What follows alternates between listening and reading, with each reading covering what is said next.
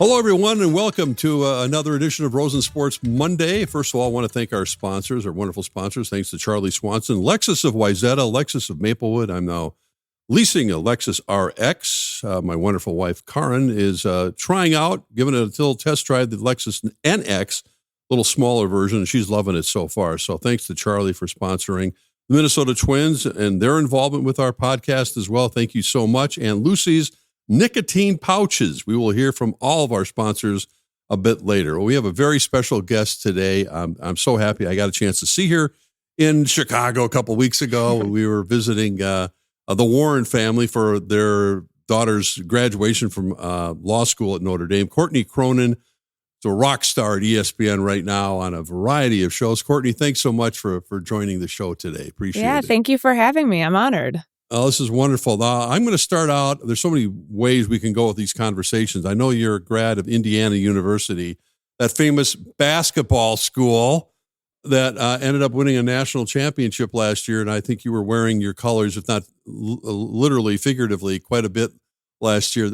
How much fun was that for you? Knowing when you went to school, I don't know how many football games they even won when you were there. It wasn't that long ago, I know. They won 13 from 2008 to 12. And I covered football back then, so I wasn't a fan. And there really wasn't much to be a fan of. But it did teach me how to do this job for real, because a lot of times you might not be covering wins. You might be covering a lot of losses. And how do you make the coverage interesting? So I learned a lot from doing that, but I didn't really have much to have pride in, because after I graduated, they were still bad, and they were bad for a very long time. And then you get this glimmer of hope during that 2020 season when Michael Penix Jr. is the quarterback during the COVID year, and then they drop off again.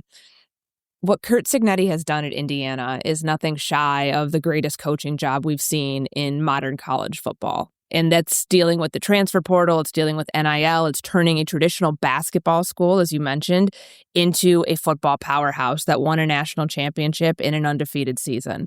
It's so cool to get to claim Indiana as my school. And in this past year was fun, because as now that I get to swap out my journalist hat for my fan hat, or my fan Rose Bowl jacket that just came in the mail the other day, which I'm very excited about, it's really neat, because all my friends that I don't get to see all that often went to all the bowl games. So we all converged for the Peach Bowl, and that was just like a big family reunion. And it was so fun, and it brings so much community together. And one thing I've noticed working at ESPN, how many Indiana grads there are everywhere. Like, even here, there are people who, like, I'll run into and be like, "Oh, I know you went to Indiana. I went too. I great graduated journalism school." Yeah. And it's like it's wild to see how big our base of alumni base is. I mean, it's one of the biggest in the country for a state school, which is not surprising, but I loved every minute of my time there, and it has been so fun to get to watch them become part of the national storyline, whereas it's not a blip on the radar like people might have thought it was in 2024. It was a legitimately incredible, fantastic, no blemish season when they won a national title. And it sure sounds like it's not like a one and done. He's obviously Curt has had success in a couple of years, but I mean, even though Fernando Mendoza, no longer the quarterback, now the number one draft pick of the Las Vegas Raiders, he sounds like he's going to be able to kind of maintain it, which is really the trick in this very difficult landscape of college football, as you mentioned, with everything with NIL and transfer portal and everything else. It's hard not just to get on top, but to stay on top. Yeah, I mean, I remember they won the Rose Bowl, and that was on a Thursday. It was on New Year's Day. And then right after that, they go into the transfer portal, and they get the top quarterback in the portal for the guy from TCU. And it's just, it's amazing how much they won the off season while still winning the regular, or regular season, postseason. They were like still winning when they were already focused on the off season, which is incredible. So I think that this is a team. I know the odds right now I think it's like Ohio State, Notre Dame, and then Indiana as national championship favorites. And that's understandable. Ohio State's going to reload every single year. Notre Dame is a damn good team. And I think that the quarterback situation there is one that absolutely bears worth watching, because it's going to be a really good one. But I'm impressed. I'm impressed by the way that this program has recruited itself. And now that you've already established yourself as a power, you don't have to do, like, you can get the Josh Hoovers of the world. That's the TCU quarterback I mentioned. You can get the top guys in the portal, and you can do all of these things that will ultimately help your program keep rebuilding year after year to stay competitive year after year. Curt has signed a long-term contract, I know, but, Do you think the NFL will come a knocking? He's 65, I believe, which is not a big deal. But do you think he's locked and loaded for Indiana for the foreseeable future, or the NFL going, wait a minute, this guy's waving his magic wand and doing all that? Maybe we should bring him to such and such a team that's struggling in the NFL. I thought about it with the Steelers job this past year when Mike Tomlin steps away. I mean, he's obviously a Pittsburgh guy. I don't know if there would be another job in the NFL that would make sense for Curt Cignetti, given the money he's making at Indiana, given the king. Like, he's a made man down there. And so, like, in every year, correct me if I'm wrong on this, I believe there's an incentive in his contract that, like, once you hit a certain threshold of wins, it automatically brings the contract back to the table to renegotiate, which who would want to ever walk away from something like that? You're in the Big Ten. There's about 4 schools that you might be what you would call like legitimate competition right now, whether that's Ohio State, maybe a Penn State, obviously Indiana's up there. Like, the competition, like, he's in a great spot to win. I don't think you leave that and jump for greener pastures when this is somebody who spent a long time coaching in Division II, a long time as an assistant in Division I, to finally get his opportunity as a head coach at JMU and then going to Indiana. I think he understands what the journey was like for him to get here. And I think he knows, don't get off a winning thing too early, because he's had a lot of success at Indiana very quickly. What happens if undoubtedly, because of how the playing field gets, unlevel every day in college football by the transfer portal and by like coaches jumping from spot to spot, like, it's going to get more challenging. But right now he's in a really good position that I don't think the NFL come in calling. Like, if he wanted it, he could have gone after, the highest of highs last year of winning a title, and he didn't. So I don't know what it would take now to get him to go. We will talk about a certain young quarterback here with the Minnesota Vikings. But speaking of young quarterbacks and Indiana, Fernando Mendoza, I mentioned, number 1 overall pick. Do you think he will translate to success in the NFL? His game, his mindset, his body of work. He's got a backup I think you're familiar with. Is it Kirk Cousins? But what are your feelings about Mendoza? And you know how it is with young quarterbacks. It's like the expectations are sky high for him to kind of take over the reins right away, I would assume. Yeah, I don't think he will, though. I think that this is they've done such a good job in Vegas insulating him. And if you read between the lines of what Clint Kubiak has said about Kirk Cousins knowing the offense, obviously those two overlapped in Minnesota years ago, but it does no service to the young quarterback to throw him out there before he's ready. Now, I'm not saying he won't play this year. I do think that when you have a number 1 overall pick, especially the quarterback, that at some point they have to get out there. But they're in no rush after guaranteeing Kirk $20 million on this deal to have Fernando Mendoza be QB1 week 1. I think that would be short-sighted. However, the insulation there that they've created for a team that has been a disaster the last couple of years, they did a really good job this offseason by insulating whoever's playing quarterback, but particularly for a young guy like Fernando, you've got the best center in the game in Tyler Linderbaum. You've got Ashton Genty. You've got Brock Bowers. You've got all of these weapons on the outside that they keep adding to.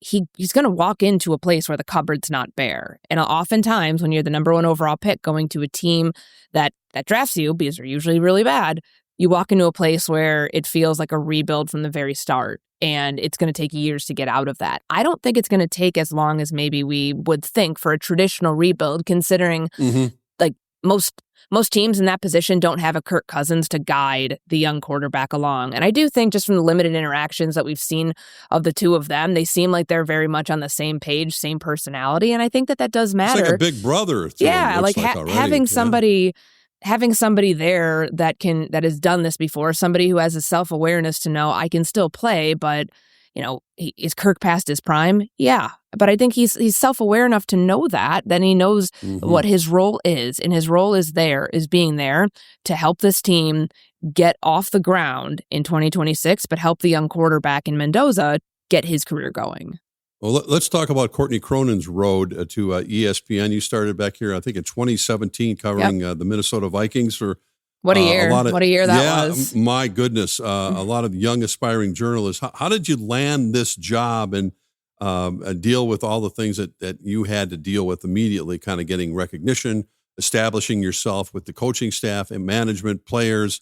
That can be a tough process, kind of, when you come into a new situation of bearing your kind of journalistic teeth to get your job rolling. Especially the time in which I started. So with Mike Zimmer as the head coach, right? Mike Zim was the head coach, and I started it was right after the team got back from Mankato. So it was the last year of training camp down there. So it was in that weird in-between time, preseason. Right. There were still 4 preseason games. And I was out in the Bay Area. I'd been out there for 17 months, and I fell into covering the NFL out there because I was out there to cover the Warriors. But then I started covering the 49ers and the Raiders, and I'm like, I love the NFL. I love the cadence. I love the storylines. I love that there's 53 guys on a roster that you can tell stories about. And that's what drew me to wanting to make the NFL my main thing that I did. And so I got a call right as training camp was starting, for all teams in July of 2017 from my former deputy editor here at ESPN. It's like, hey, don't know what you're doing right now, but we have an opening. Would love to talk to you for it. It's for the Minnesota Vikings job. And I remember I was going to go to The Athletic. I had a job offer to go be a managing editor and help build the site that was the Bay Area Athletic site, which was the one back in 2017, if you remember, before every sports market had an athletic site. This was the one because there were a couple that were pre-existing: Cleveland, Toronto, Chicago, in the Bay Area. There might have been 1 or 2 more, but this was the one that exploded everything. It had all of a sudden all these other sites started popping up. So I was leaving a really good opportunity there on the table to go explore this one. And I took the job. It was a no-brainer, obviously, being at a place like ESPN and getting to sink your teeth into one team. That was my goal. I really wanted to know every single person in the building. I wanted to know every player. I wanted to be the foremost voice on this team. And there's obviously a lot of great journalists that I covered, the team alongside in Minnesota who are still there, who are incredible. But I sought after some really big things when I got there. And it was humbling because you're going into a team at that time that the quarterback situation seemed fine until it wasn't. And then because it was, Teddy That's Bridgewater. The story of the Vikings. Yeah. Teddy was coming off the knee. He was starting the year on the PUP list. And then Sam Bradford has that incredible game against the Saints. And it's wait, what play did he injure his knee on? I've watched every single play of this game. I still can't figure it out. And then they lose Dalvin Cook that year early to the knee injury, and Case Keenum goes on this magical ride. And I just remember that year being the true coach speak term of drinking from a fire hose. I didn't know what I didn't know, but we kept going with it, and we had a lot more shows that would, call on reporters, and I was up there. And so it'd be me, my producer, Eric Lunston, in front of the big boat on the cul-de-sac in Eden Prairie. And we would do TV about 3 or 4 days a week and went all the way to the NFC Championship. And it was really cool because I always say that year tested me in ways that I don't know. It was the perfect education by fire, if that's the right phrase, that I would have ever experienced. Because I remember people have always asked me how'd you and Zim get along? And I went down to the ranch. I built something that I felt we didn't always see eye to eye, but he trusted me. And I don't think it always started out that way though, because I remember he would snap at questions or just shut down questions that I would ask. They were either too direct, or you had to find a different way to go about asking it, because you had to take certain coaches, you have to take the temperature of them before they even speak it, open their mouth at the podium to know what mood are you going to get this person in. And I think that taught me a ton, because he would answer things in a certain way if it was asked a certain way. And it makes your job more challenging, but I think it makes you a better journalist. And I always, whenever I talk about him, I always credit Mike Zimmer as somebody who made me the best version of myself, because he challenged me in ways that I don't know if I would have gotten if somebody would have been a little bit less grumpy at times up there. He was challenging. That's a good word for it. But it did make all of us, I think, better at our jobs and understanding his temperament and the direction you have to go. You have to deal with all those personalities. Was it always kind of, Courtney, and we're talking to Courtney Cronin, in the back of your mind, maybe I'm going to go home someday. I'm going to go back to Chicago and go back to this area. And the opportunity presented itself. I know they weren't the best of circumstances, but in 2022 to come home, as they say, to cover the Bears and the NFL, and then expanding your role with ESPN at the same time. Yeah, it was always my goal because, like, I always tell college students, and maybe I have an old school view on this, but anytime I talk to college students, I say, if you're from a big market and you think you're going to be 22 years old and going to start covering a pro team and like being on air in like a massive capacity, like, good luck.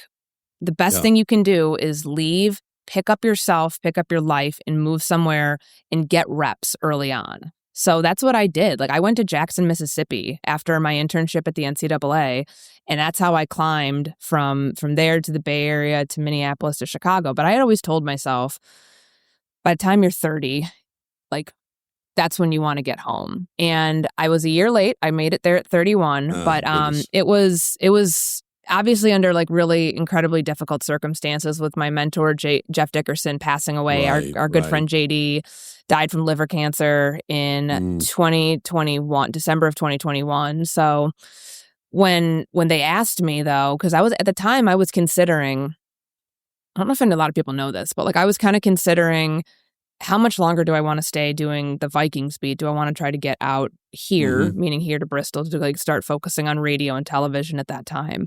But the opportunity came about where my old boss called me and said, hey, we want you to go home and cover the Bears. We think it would be a perfect way for you to, expand what you're doing, a perfect way to honor JD. You already are from the area. And it meant a lot to me that they trusted me, because it's a huge beat. It's a huge beat that no matter if the team's good, bad, indifferent, people are always going to care about the Bears. So I saw it as an opportunity in 2022 for a fresh start, but fresh start with familiarity, because still in the division, still get to see all my people in Minnesota who have, formed some of the strongest relationships professionally and personally across my adult life with. And I thought that it was a good opportunity for me to expand my platform, because once I moved to Chicago, it wasn't just the Bears. It was a lot of television opportunities with Around the Horn, with First Take, with Get Up, and even more than that. And then it's allowed me to expand my platform as a radio host and as a television host, and I've enjoyed every minute of it. How did that process work? Maybe past tense, when you're a panelist, a host. I've watched many, many times, obviously in the shows you just mentioned, with some very powerful journalists that are on on those shows, Around the Horn, First Take, Sports Center, whatever it might be. I know you have a voracious kind of appetite to keep improving yourself, but you have to get that recognition from your bosses as well, and an opportunity. And it was always in the back of your mind, because you're a driven person. I can see it all the time and understand it. That you just have to kind of weigh your time and when those opportunities strike, you grab them and run with it. Yeah, and I think I've had a lot of people ask me, well, how'd you do it? How'd you get on people's radar? What TV? Like, I honestly think the radio for me, my background in radio, because I've been doing ESPN radio. I've been working on the network since 2019.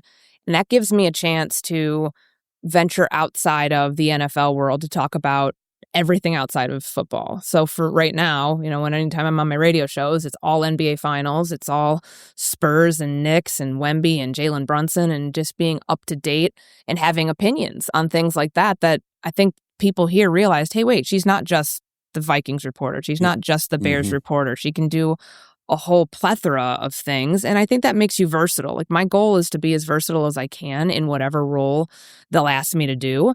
And that's given me some really cool opportunities. I mean, my day-to-day is the NFL, but I hosted pre and post game for the women's NCAA like Final Four and national championship. I hosted halftimes for women's college lacrosse championships. That was just a couple of weeks ago. I've done NBA stuff. When I host First Take, when I host NFL Live, those are very different skill sets. So, I mean, it's really cool to be in a place that trusts you to do a lot of different things and do them well, and keep giving you those opportunities to do them. Does it feel all-consuming in your life? Is there a balance that you have? Because, we know, I mean, and I'm holding up the telephone right now. It's all in here, but at the same time, even when you're at dinner, I know you have to check the phone quite a bit at times to relax, to kind of kick back, to have a life, to be able to do the things you want to do still at a very young age, with so many things in front of you, having this opportunity to balance that you're looking for that you now have in your life. Yeah, I think the balance is something that the whole idea of work-life balance, in my opinion, is kind of a myth. I think you're never going to be 50-50. There's going to be something that has to sacrifice. No. And I've learned over time that if I'm not taking care of myself, then my work's going to suffer. So it's learning how and when to say no to certain things that you may really want to do, but you don't want it to come at the cost of draining your battery of your other work. Yeah. So it's finding those things. I mean, it's definitely difficult, but I think just being a consumer of media and a consumer of sports, it puts me, in a spot where I feel like I'm already living, breathing, and taking these things in through osmosis, even if I'm not completely locked in on it like I used to be. Like even with the hockey playoffs this year, like I didn't watch when we were doing Around the Horn every single day, I was locked in on every single game because you never knew in the Bs which series you were going to get, because I was always a B block. But hell, I know that if we had a show today on a Monday, it would be that insane double overtime game that the Vegas Golden Knights won the other night. That would be leading the show because it was such an incredible game. But it's like little things like that where I feel like I've learned, through doing it. Sometimes you just watch sports and you're just around it all the time, and it just feels like it's just kind of like second nature. There's some bigger than life personalities that you work with. I mean, the Stephen A. Smiths, Mike Wilbon, Tony Kornheiser, Adam Schefters. I'm old enough to remember when women in sports broadcasting, etc., was like Phyllis George on the NFL Today and a few others as well. And now when you watch ESPN, there's some really strong, really talented women at the network that I'd like to think that most men don't even think about the gender when they're watching an event anymore. I don't know if that's true or not, but how do you feel about it when you have to earn the trust of people who would, doing it for like me for like 40, 50 years, and the new kid on the block is, firing these opinions and et cetera, et cetera. Was there a testing ground you had to go through? I think everybody goes through it, but what sets you apart is the work ethic. At least for me, that's always what works. Like I'm going to outwork. I may not be the smartest. I may not have the best take. I may not have, I don't know, whatever people are looking for, whether it's personality, I'm going to be myself.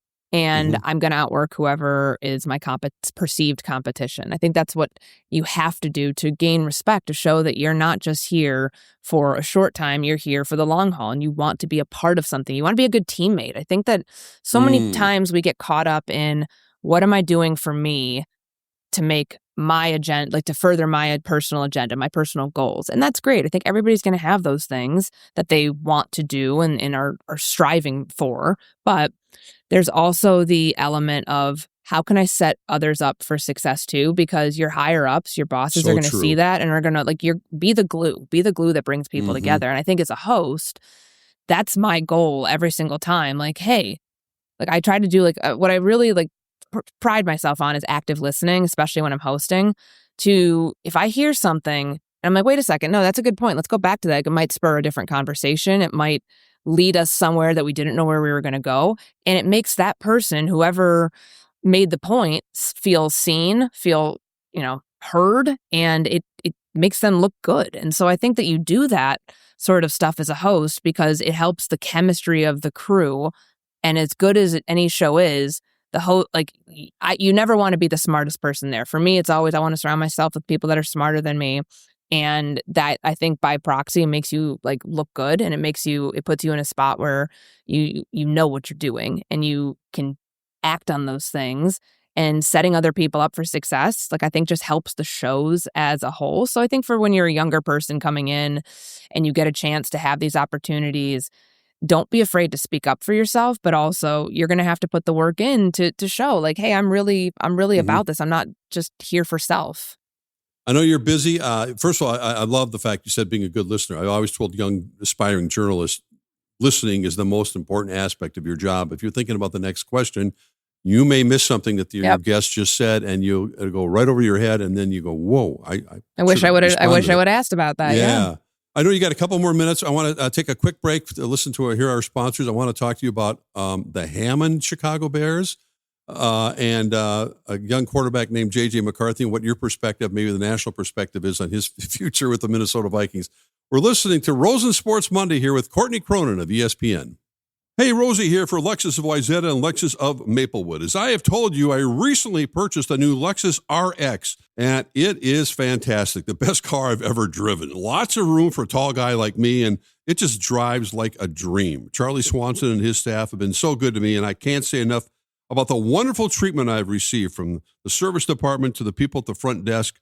They're all very welcoming. We purchased an all-gas model, but keep in mind it also comes in a hybrid and a plug-in hybrid. I think my wife is going to do an NX Lexus this spring. So go to Lexus of Wayzata or Lexus of Maplewood and come and see what they have that works for you. Here is where it all starts. Here's where pages are turned and new legends are written. Here's where kids become lifelong fans and lifelong fans become kids. Here's where sunsets last longer, happy hour tastes better, and summer hits its stride. And when all of Twins territory stands together and believes hard enough, well, there's no place like here. Get your tickets at twins.com. I've talked about Lucy before because my friends keep telling me it's their new go-to pouch. Well, here's the update. Now it's even easier to try because you can grab Lucy at Quick Trip. A bunch of them have tried them all, and now Lucy is their new go-to. They call them top-notch lip pillows, and honestly, they say it's the best pouch experience they've ever had. The flavors are strong and actually last. Mint, apple ice, mango, espresso, berry citrus, and apple cider. Not sure where to start? Grab the 6-pack and try them all. And the real difference is Lucy Breakers. Each pouch has a little breaker ball inside. You bite into it, and you get an extra burst of flavor with a smooth nicotine kick that lasts longer. Lucy is smooth, long-lasting, and doesn't dry out. Give them a try. Get 20% off your first order when you buy online at lucy.co/Rosen with promo code Rosen. That's lucy.co/Rosen with promo code Rosen. And if you don't want to wait, check out their store locator to find where you can pick up Lucy at your nearest Quick Trip today. And here comes the fine print. Lucy products are only for adults of legal age, and every customer is age verified. Warning, this product does contain nicotine. Nicotine is an addictive chemical. And welcome back with Courtney Cronin, having a terrific conversation. Again, we teased a couple of items here. You're right in the throes of what's been going on politically and everything else with the Chicago Bears. Soldier Field. I was there with, a couple weeks ago. We were there, and Kevin Warren was saying, the Illinois legislature is not doing much. They got 2 weeks to go, and we've been through it here in Minnesota over and over again. What happened with U.S. Bank? It goes down to the wire. Politicians get together, behind closed doors, and something seemingly gets done. It doesn't appear that things are going to get done in Chicago. What are your thoughts as the soap opera continues and Hammond, Indiana looks like the future destination for the Bears? Soap opera is a good way to describe it because it has been years of the same thing of the Bears are focusing on Arlington Heights, and now they're focusing on Chicago, and now they're focusing on both Arlington Heights and Chicago, and now they're focusing on Arlington Heights. Now they're focusing on Arlington Heights and Hammond, Indiana, or the Northwest Indiana region initially. But what the news that came out on Friday, that the team is intending to proceed with Indiana, realize how much I'm hedging there because it's not a done deal yet.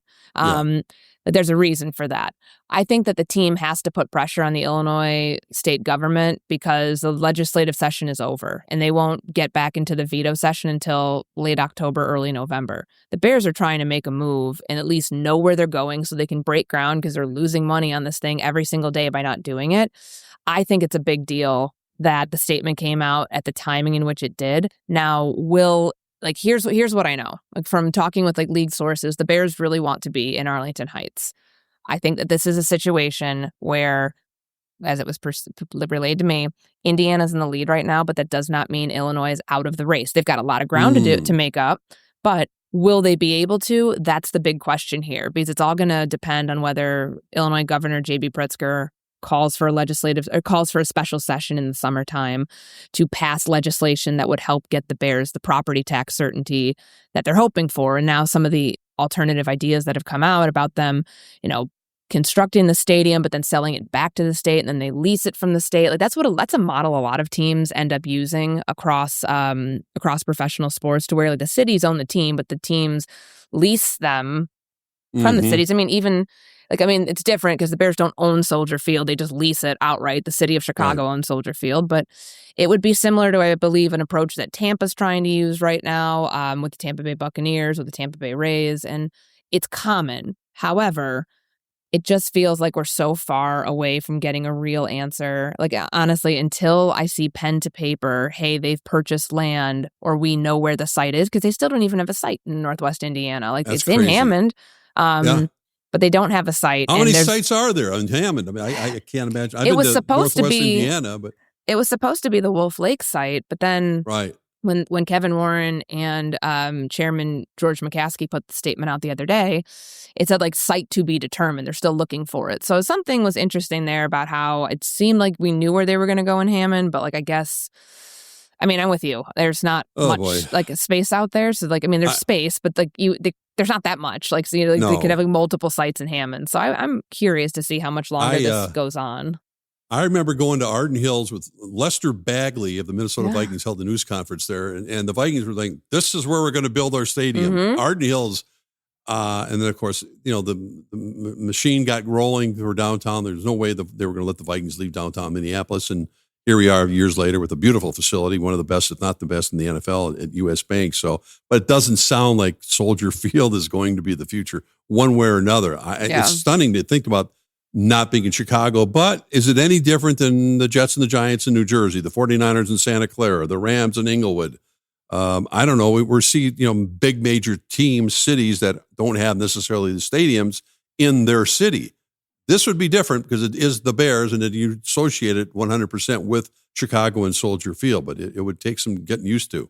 It would, and I think that anytime a team leaves a city, it loses a part of its identity. I think that's just like what it is, and it's something that fans would have to adapt to. I mean, even George McCaskey talked about the idea that this would be something fans would have to cope with, and he said, talking about how they went from Wrigley Field for all those years to playing at Soldier Field, and the Republic survived. That was his little tongue-in-cheek way of being like, it's going to be okay either way. But the sense that I get in speaking with people in the organization and people within the league office is that the Bears really do want Arlington Heights. And they're trying, because think about it, because if they really wanted the Indiana deal, it's right there. They served it up to them on a silver platter. They could have gone by now. So I think they're still waiting to see any sort of 11th hour Hail Mary that gets thrown by Illinois. Right. And they've bought themselves a little bit more time, but the league really is, remember, like even if they say we're going to Hammond tomorrow, they still have to get a vote from all these NFL owners on the site. Like, it's not just something that in a vacuum the Bears can decide themselves. Like, the NFL owners all have to vote on it and has to pass a certain threshold for them to be able to move somewhere else into a new state. And to a new site. So I'll be very curious to see how quickly this thing gets going, because right now it doesn't feel very fast at all. Oh my, soap opera indeed. Well, speaking of soap operas, as you all know, and we know that the NFL is never out of season. There's a constant soap opera, and here in Minnesota, even though we're in early June and they're in OTAs, mini camp, whatever you want to call it, it's already hot and heavy with Kyler Murray taking over number one. They traded for him. They got it. We know he's on a really team-friendly contract. And a guy named J.J. McCarthy, who you're very familiar with and watched at Michigan for quite a while. Anytime J.J. McCarthy sneezes, it's interpreted as, something's wrong. He wants out. He's the last guy out of the locker room. He was playing golf with his buddies. That's a whole nother thing.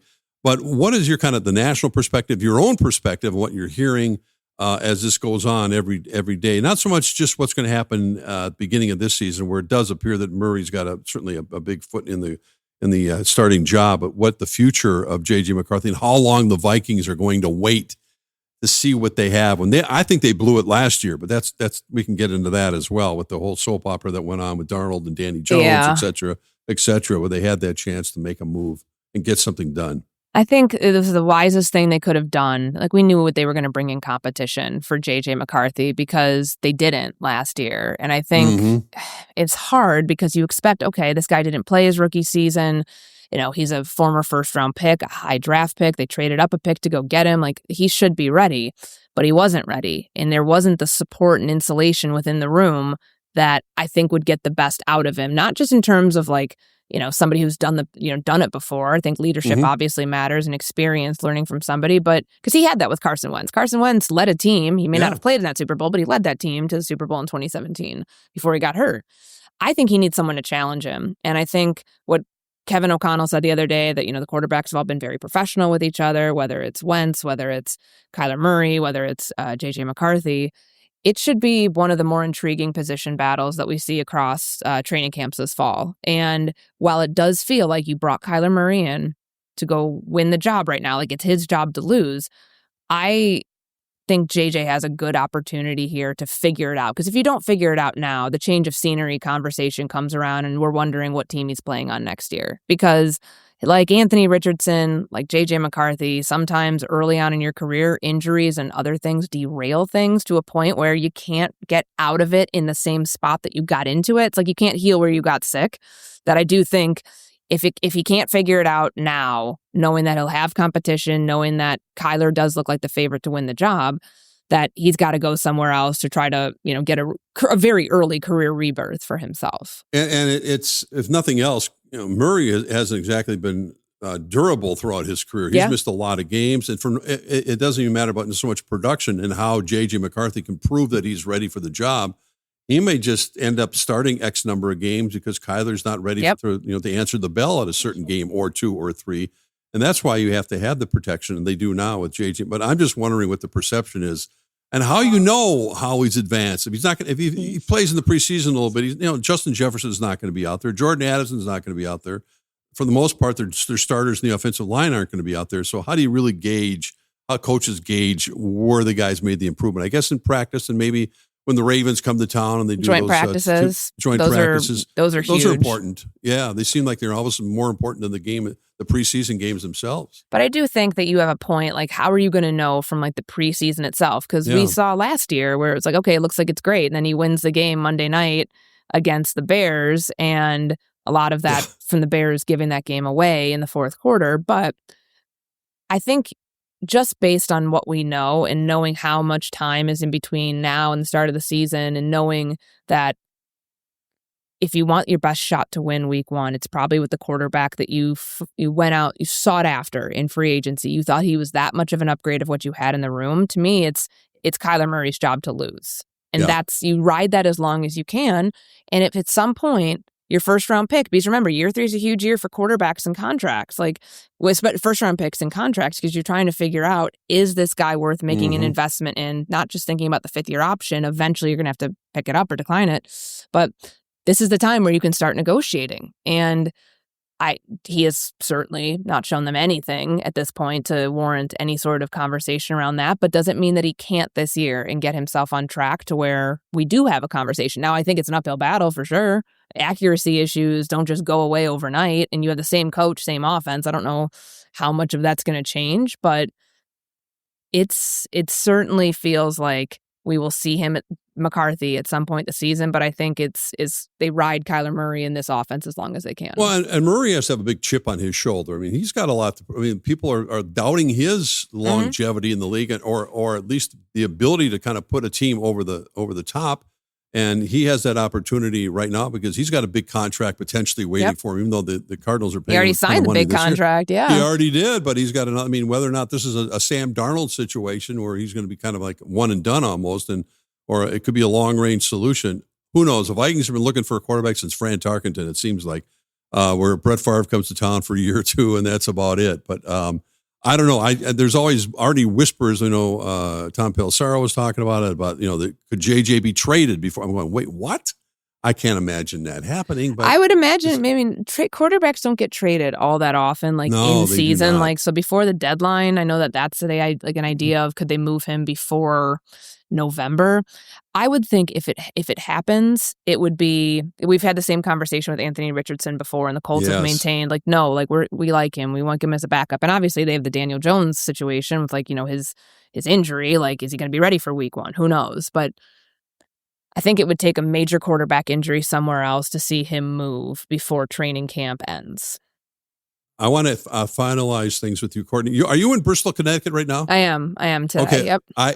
I know we chatted about it briefly, and to me, I remember the early days of ESPN, and it's still there. But Would he fly to Hartford to get to Hartford, Bristol? How far? I mean, what is Bristol? I mean, we hear it all the time, and ever since ESPN began, way back when. What's Bristol, Connecticut like? I mean, do you have a good place to go to lunch? I mean, is there a place? The cafeteria here is about it. The cafeteria at ESPN is fantastic. Like the commercials were great when they did back in the day. The absolutely. Arnold Palmer filling up his Arnold Palmer. That was my favorite best. one. I mean, it's like southern. I think we're southern Connecticut because I'm not far from New York. So typically, like when I'm here, like last week when I was here, I went from Bristol down to New York. Did First Take, came back, did NFL Live that same day. So it's close enough to where you can get between the two cities if you need to. But it's, ESPN kind of is the town. But like, the surrounding areas, Farmington, Southington, all of these like southern Connecticut towns are nice. It's hilly around here. It's a beautiful day today. And I'm usually not really exploring much outside of being here when I'm here. We're not going to see you courtside at Madison Square Garden tonight. Then, no, I don't. I don't have $80,000 to drop on a ticket. Unfortunately, would love to if you want to chip in for my seat. Oh my goodness, that is going to be a scene tonight like we have never seen before for a game, and that's kind of must see TV, as they say. Well, Courtney, I appreciate your time. I know you got a busy schedule as always, but it was great seeing you a couple of weeks ago in a social situation with Karn and Emily and our friends who have worked with Kevin Warren over the years, and a nice, relaxed, wonderful dinner that we had. And more importantly, it's just great to see you on the air all the time, knocking it out of the park. So thanks so much for spending some time with us. And I'll say hello to all your buddies back here, PA and the rest of the gang. Yeah, please do, my people. Yeah, absolutely. We'll see you back here, I'm sure, at some point as well. Courtney Cronin of ESPN, thank you for listening to Rosen Sports Monday here in early June, and thanks again. So I appreciate your time.